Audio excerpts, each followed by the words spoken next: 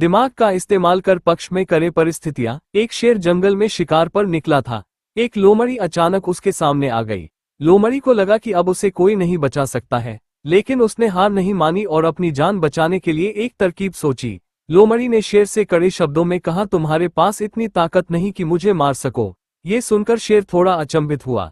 उसने पूछा, तुम ऐसा कैसे कह सकती हो? लोमड़ी ने अपनी आवाज और ऊंची करते हुए बोली, मैं तुम्हें सच बता देती हूँ। ईश्वर ने स्वयं मुझे इस जंगल और जंगल में रहने वाले सभी जानवरों का राजा बनाया है। यदि तुमने मुझे मारा तो यह ईश्वर के विरुद्ध होगा और तुम भी मर जाओगे। कुछ देर चुप रहने के बाद लोमड़ी ने कहा, अगर विश्वास नहीं हो रहा है तो तुम मेरे साथ जंगल घूमने चलो। तुम मेरे पीछे चलना और देखना कि जंगल के जानवर मुझसे कितना डरते हैं। शेर इसके लिए तैयार हो गया। लोमड़ी निडर होकर शेर के आगे आगे चलने लगी। लोमड़ी के पीछे शेर को चलते देखकर जंगल के दूसरे जानवर डर कर भाग गए। कुछ देर जंगल में घूमने के बाद लोमड़ी ने शेर से सवाल किया, क्या तुम्हें मेरी बात पर विश्वास हुआ?